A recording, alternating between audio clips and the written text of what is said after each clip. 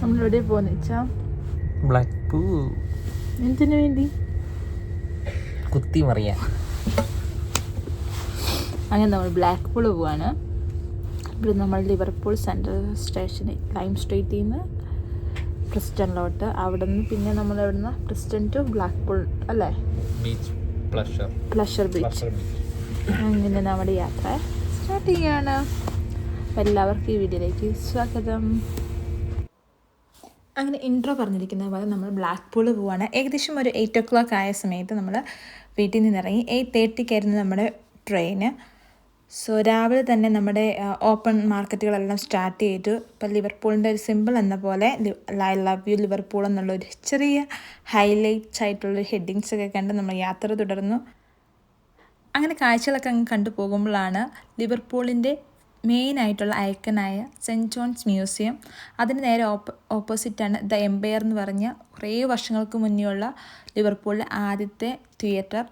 അതിൻ്റെ തൊട്ടടുത്ത് തന്നെയാണ് മേസി റെയിൽ. മേസി റെയിലിന് ഓപ്പൺ ഒരു സ്റ്റേഷനാണ്. അതിൻ്റെ ആദ്യം കാണുന്നത് 5 to 10 ആണ് ആദ്യത്തെ എൻട്രൻസിൽ കാണുന്നത്. അവിടെ നിന്ന് 2-3 ഷോപ്പുകൾക്ക് അപ്പുറമാണ് 1 to 5. അപ്പം നമ്മുടെ പ്ലാറ്റ്ഫോം വരുന്നത് 5-ലായിരുന്നു. അപ്പം നിങ്ങൾക്ക് കാണാൻ പറ്റും, അത് നല്ലൊരു ക്ലൈമറ്റ് ആയിരുന്നു. ഇപ്പോൾ UK എവിടെ പോകണമെങ്കിൽ തന്നെയും നമുക്ക് ക്ലൈമറ്റ് നോക്കിയിട്ടേ പോകാൻ പറ്റുള്ളൂ. കാരണം ക്ലൈമറ്റിനെ ഡിപ്പെൻഡ് ചെയ്താണ് ഓരോ സ്ഥലത്ത് നമുക്ക് കാഴ്ചകൾ. സോ ദൈവം അനുഗ്രഹിച്ച് നല്ലൊരു ക്ലൈമറ്റ് ആയിരുന്നു. അങ്ങനെ നമ്മുടെ ലിവർപൂളിൽ നിന്ന് 8:35 നമ്മുടെ ട്രെയിൻ എടുത്തു. ഇത് ഡയറക്റ്റ് പ്രിസ്റ്റണിലോട്ടാണ്. അവിടെ നിന്നാണ് നമുക്ക് ബ്ലാക്ക് പൂൾ നോർത്തിലോട്ട്. സോ ഇതൊക്കെയാണ് ഇവിടുത്തെ കാഴ്ചകൾ. അപ്പോൾ നമ്മൾ ആ ഒരു ട്രെയിനും ജേർണിയൊക്കെ ഒത്തിരി എൻജോയ് ചെയ്താണ് നമ്മൾ പോകുന്നത്. അതിൻ്റെ ഇടയ്ക്ക് ഒത്തിരി കാഴ്ചകളുണ്ടായിരുന്നു. ഏകദേശം ഒരു 145 hours എടുത്ത് നമുക്ക് ബ്ലാക്ക് പൂൾ സൗത്തിൽ ചെല്ലാൻ. എനിവേ നല്ലൊരു എക്സ്പീരിയൻസ് ആയിരുന്നു. Blackpool North, Preston.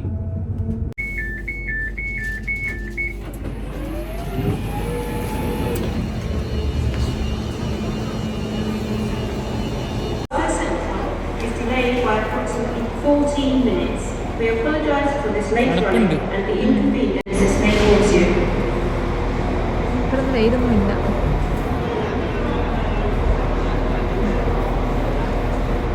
എവിടെയാണ്? പ്രസ്റ്റൺ. അങ്ങനെ ഫൈനലി നമ്മൾ എത്തിപ്പോയി ഗൈസ്. അതിൻ്റെ തൊട്ട് മുൻപിൽ തന്നെയാണ് ബ്ലാക്ക് പൂൾ പ്ലഷർ ബീച്ച്. അപ്പോൾ നമുക്കൊരു ഡൗട്ടോ കാര്യങ്ങളോ ഇല്ല, ഡയറക്റ്റ് നമുക്ക് പോകാം.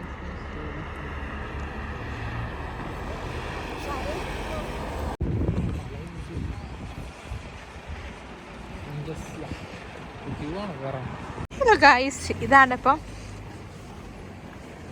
ബ്ലാക്ക് പൂൾ പ്ലഷർ ബീച്ചിൻ്റെ എൻട്രൻസ് വരുന്നത്. എക്സാക്റ്റ് എൻട്രൻസ് ഇതാണെന്ന് നമുക്കറിയത്തില്ല. ആ ഒരു ഫ്ലോയ്ക്ക് അങ്ങനെ പോവാണ്.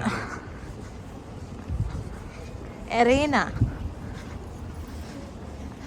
ഇനി പോയി നോക്കാം. ഹലോ ഗായ്സ്, ഇതാണ് നമ്മുടെ ബ്ലാക്ക് പൂളിൻ്റെ എൻട്രൻസ് പോർഷൻ. അങ്ങനെ ഗായ്സ് നമ്മൾ ബ്ലാക്ക് പൂളിൽ വന്നിരിക്കുകയാണ്. ഈ കാണുന്നതാണ് Blackpool beach, pleasure beach ഇതാണിപ്പോൾ. സോ നല്ല ബ്യൂട്ടിഫുൾ ആയിട്ടുള്ളൊരു പ്ലേസ്.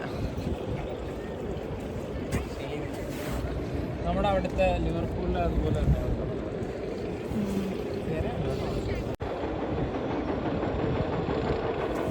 ഇതാണ് ബ്ലാക്ക് പൂളിലെ വിശേഷങ്ങൾ.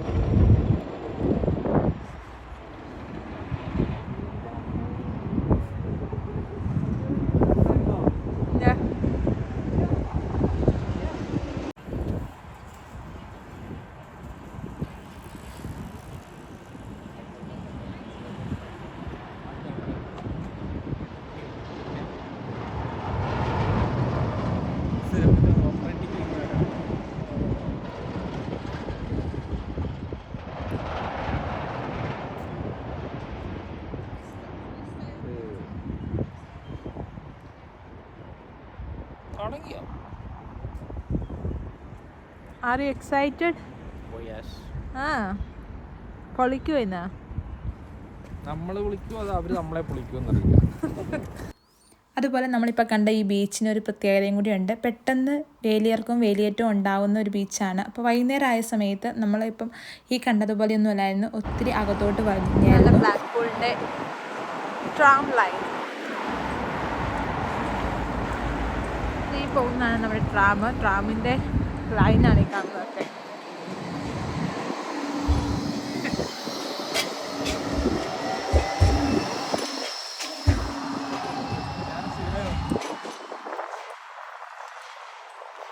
നമ്മുടെ അപ്പച്ചനും അമ്മച്ചിയും രണ്ടുപേരും കഴിയും.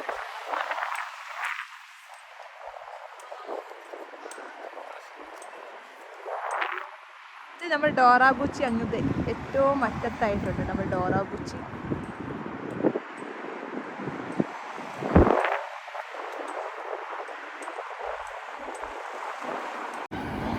ആ കാണുന്നതാണ് വാട്ടർ പാർക്ക്. ഈ കാണുന്നതാണ് പ്ലഷർ ബീച്ച് entrance.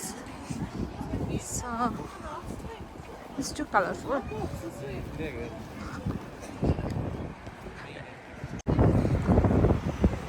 നല്ല സമ്മറൊക്കെ ഇങ്ങനെ ഓട്ടം കഴിഞ്ഞ് സമ്മർ സ്റ്റാർട്ട് ചെയ്തതുകൊണ്ട് അതിൻ്റെ ടിക്കറ്റ് കൗണ്ടർ വരുന്നത് ഇവിടെയാണ്. നമ്മളിവിടെ ടിക്കറ്റ് സ്കാൻ ചെയ്യും.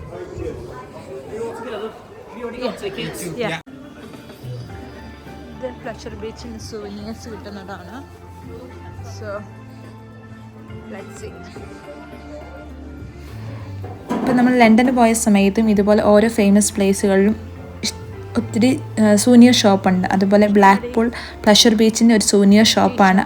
ഓരോ റൈഡ്സിൻ്റെ പായ്ക്കൺ ആണെങ്കിലും ഇൻഫ്യൂഷൻ ആണെങ്കിലും ബിഗ് ബൺ അതിൻ്റെയൊക്കെ ഒരു സൂനിയേഴ്സ് ഇവിടെ അവൈലബിൾ ആണ്. ഇതാണ് നമ്മുടെ പാർക്ക് എൻട്രൻസ്. സോ നമ്മൾ ഇവിടുന്ന് വേണം സ്കാൻ ചെയ്യാൻ.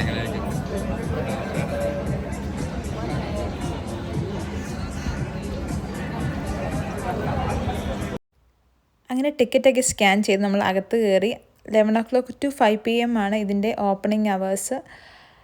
അപ്പം നമുക്ക് ആദ്യം എവിടെ നിന്ന് തുടങ്ങണമെന്നുള്ളൊരു സ്റ്റാർട്ടിങ് ട്രബിളായിരുന്നു. എനിവേ അത് കഴിഞ്ഞ് കുറച്ച് കഴിഞ്ഞ് അങ്ങനെ നമ്മൾ ഗ്രാൻഡ് ഇൻ്റർനാഷണൽ ആ ഒരു റൈഡ് കഴിഞ്ഞു. ഇനി അടുത്ത് നമുക്ക് പ്ലാനറ്റ് റോക്കിൽ കയറണം. സോ ഇതൊക്കെയാണ് ഇവിടുത്തെ വിശേഷങ്ങൾ. വൺസ് എക്സ്പീരിയൻസ് ചെയ്യാൻ മാത്രമുണ്ട്. സോ എല്ലാവരും വന്ന് കാണുക, എൻജോയ് ചെയ്യുക. ബിഗ് ടൈപ്പ് നമ്മൾ ബിഗ് ടൈപ്പറിലാണ് ഇനി കയറാൻ പോകുന്നത്.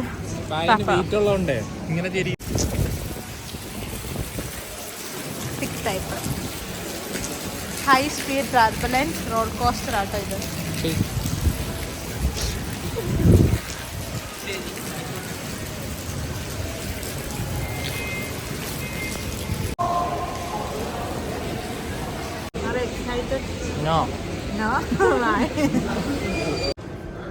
നമ്മൾ ഇനി കയറാൻ പോകുന്നത് ക്യാപ്ചർ ഓഫ് ദ ട്രിൽ.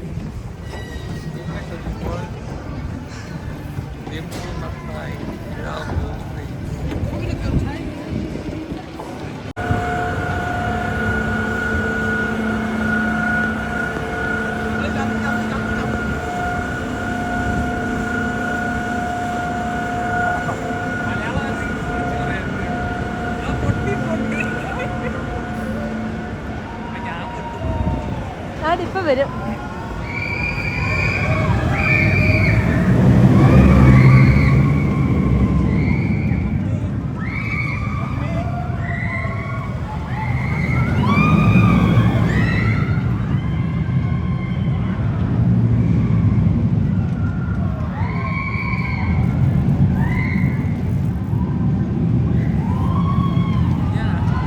നീരാളി അയ്യോ ചത്ത് ചത്ത്.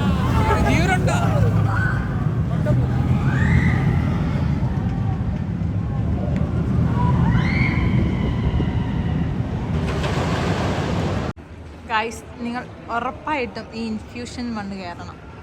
ഓ മൈ ഗോഡ്, എന്തൊരു നമ്മൾ തലയൊക്കെ കറങ്ങി ഒരു പണിയാവും.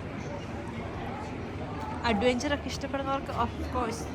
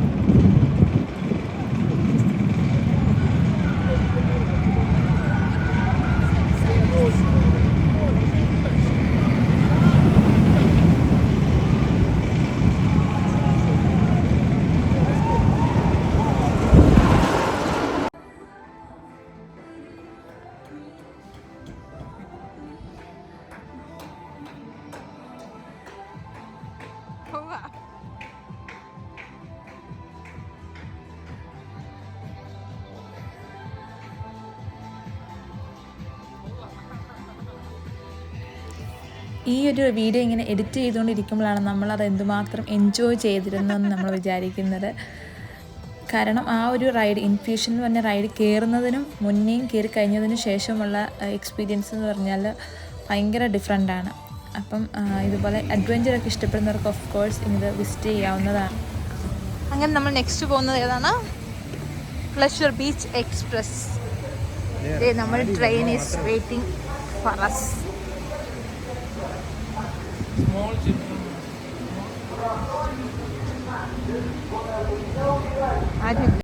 അങ്ങനെ നമ്മൾ വന്ന സമയത്ത് നമ്മൾ ആദ്യം കയറിയത് ബിഗ് വണ്ണ്, അതുപോലെ തന്നെ ഐക്കൺ, ഇൻഫ്യൂഷൻ, അങ്ങനെ ഹെവി ആയിട്ടുള്ളതാണ്. റോൾ കോസ്റ്റേഴ്സാണ് നമ്മൾ കയറിയത്.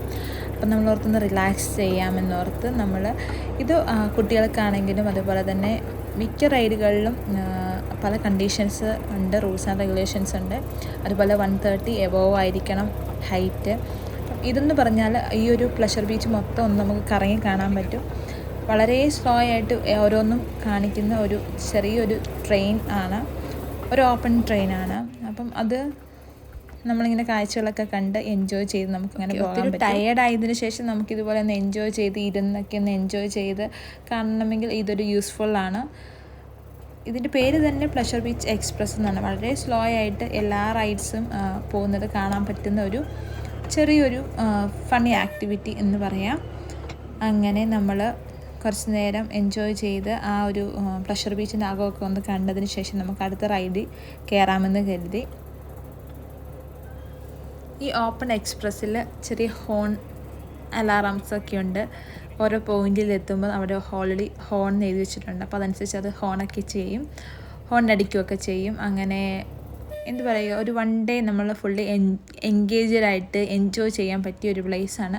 അതുപോലെ തന്നെ അഡ്വഞ്ചേഴ്സ് ഇഷ്ടപ്പെടുന്ന ആൾക്കാരും കൂടി ആയിരിക്കണം. കാരണം നമ്മൾ പല സ്ഥലത്തും പേടി കാരണം നമ്മൾ കയറാതിരുന്ന് കഴിഞ്ഞാൽ അത് യൂസ്ഫുൾ അല്ലല്ലോ. ഏകദേശം ഇത് ഓൺലൈനിൽ ടിക്കറ്റ് എടുക്കുമ്പം 35 പൗണ്ടാണ്. നമ്മൾ ഡയറക്റ്റ് നേരിട്ട് ചെന്ന് എടുക്കുമ്പോൾ അത് 50 പൗണ്ടാവും. അതുകൊണ്ട് നമ്മൾ കഴിവതും നേരത്തെ ഓൺലൈനിൽ ബുക്ക് ചെയ്യാൻ ശ്രദ്ധിക്കുക. അങ്ങനെ നമ്മളുടെ ഏകദേശം അതിൻ്റെ സ്റ്റോപ്പ് പോയിൻ്റ് ആകാറായി. അവിടുന്ന് നമ്മൾ ഇനി അടുത്ത റൈഡിൽ കയറാനുള്ള പദ്ധതികളില്ല. ഈ ഒരു എക്സ്പ്രസ്സിൻ്റെ എൻഡിങ്ങും സ്റ്റാർട്ടിങ്ങും ഒരു പോയിന്റിൽ തന്നെയായിരുന്നു. അവിടെ ജസ്റ്റ് നമ്മൾ കറങ്ങിയതിന് ശേഷം നമ്മൾ നേരെ ബിഗ് വൺ കയറാനായിരുന്നു പോയത്. ബിഗ് വൺ എന്ന് പറയുന്നത് 210 മീറ്റേഴ്സ് എബോയാണ്. അപ്പോൾ നമുക്ക് ഏറ്റവും ടോപ്പിലെത്തുമ്പോൾ പ്ലഷർ ബീച്ച് ശരിക്കും കാണാൻ പറ്റും. ഏകദേശം ഒരു ഏറ്റവും നല്ലൊരു അഡ്വഞ്ചേഴ്സാണ് അതും. അതുപോലെ തന്നെ ഈ ഒരു നെക്സ്റ്റ് മെയ് മന്ത് ഓൺവേർഡ്സ് അതിൽ നമുക്ക് നടക്കാനുള്ള ഒരു ഓപ്ഷൻസും കൂടെ അവർ സ്റ്റാർട്ട് ചെയ്യുന്നുണ്ട്. എല്ലാ സമ്മർ ടൈമിലാണ് ഈ ഒരു ബ്ലാക്ക് പൂൾ ആക്റ്റീവ് ആവുന്നത്. ഇതിനകത്ത് ഏത് റൈഡിൽ കയറിയപ്പോഴാണ് ഭയങ്കരമായിട്ട് ഹെർബിളായിട്ട് തോന്നിയ ബിഗ് വണ്ണാ, ബിഗ് ടിപ്പർ. അടുത്തോ അറക്കം വരുന്നതാണ്.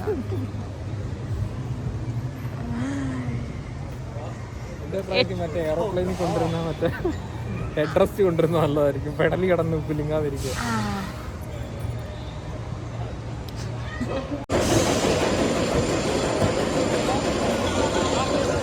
Please follow instructions given by the operator. You must not cross the track at any time. Enjoy the ride.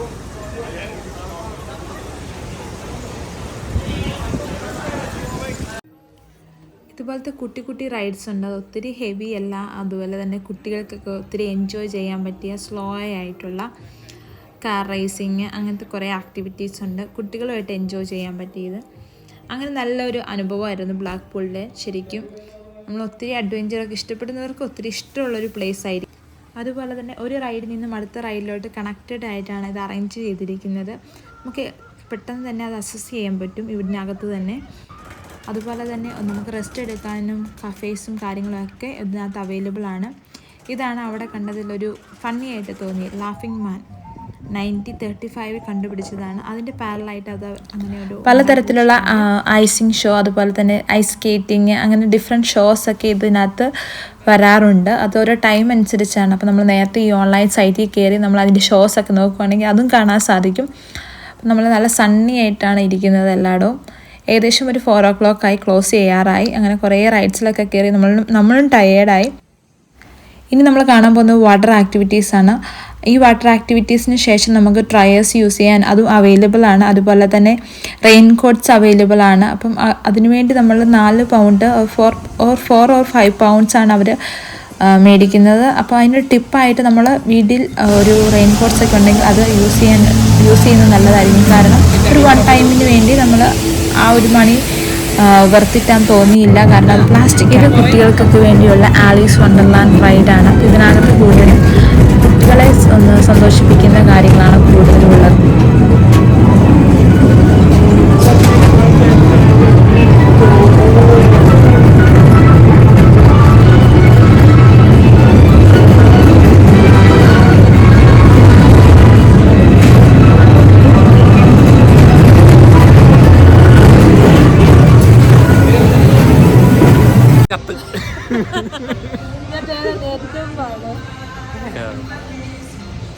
എല്ലാം ത്രില്ലിംഗ് ആണ്.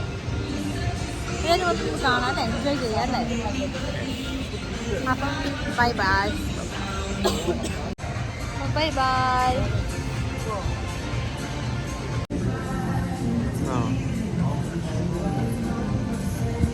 അങ്ങനെ ബൈ ബൈ ബ്ലാക്ക്പൂൾ. അങ്ങനെ നമ്മൾ സൂര്യനൊക്കെ കണ്ട് നമ്മൾ ഇതാ പോകുന്നു.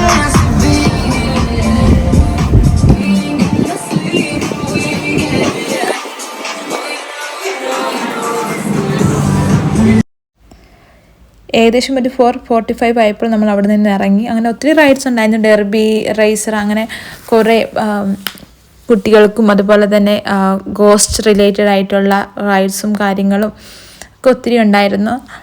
അങ്ങനെ നമ്മൾ എല്ലാത്തിനോടും യാത്ര പറഞ്ഞത്. പിന്നെ നമ്മൾ ആ സൂനിയർ ഷോപ്പിൻ്റെ അകത്തോടെയാണ് നമുക്ക് അതിൻ്റെ എക്സിറ്റ് വരുന്നത്. അങ്ങനെ ഓരോരോ ഇൻഫ്യൂഷന്, ബിഗ് വണ്ണ്, അങ്ങനെ ഓരോ സൂനിയേഴ്സ് അവിടെ അവൈലബിൾ ആണ്. നമ്മുടെ ബ്ലാക്ക്പൂൾ ബീച്ച്.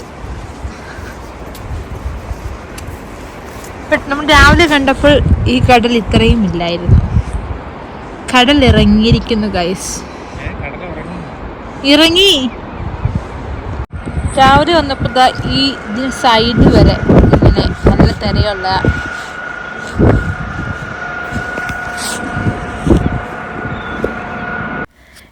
രാവിലെ നമ്മളൊരു 10:30 ഇവിടെ വന്ന സമയത്ത് ഈ ഒരു വോളിനോട് ചേർന്ന് ഈ ഒരു വാട്ടർ ഇങ്ങനെ തിരയടിച്ചുകൊണ്ടിരിക്കുകയായിരുന്നു വേവിയായിട്ട്.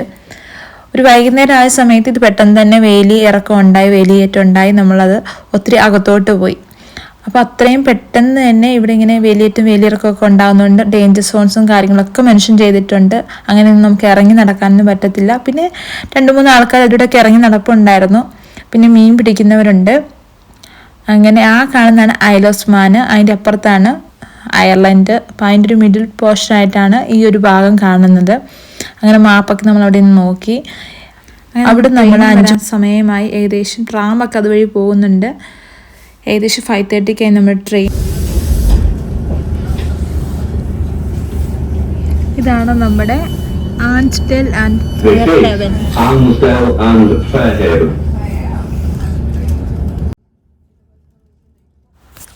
കൂടുതലും ഇവിടുത്തെ കാഴ്ചകൾ കൂടുതലും നേച്ചർ ഫ്രണ്ട്ലി ആയിട്ടുള്ള റെയിൽവേ സ്റ്റേഷനുകളാണ്. കൂടുതലും ഈ പറയുന്ന ബ്ലാക്ക്പൂൾ തൊട്ട് പ്രിസ്റ്റൺ വരെയുള്ള ചെറിയ ചെറിയ റെയിൽവേ സ്റ്റേഷനുകളാണെങ്കിലും കൂടുതലും ഡിഫറെൻ്റ് ആയിട്ടുള്ള കാഴ്ചകൾ കാണാൻ പറ്റും നമുക്ക് ഈ ഒരു സൈഡിലോട്ട്.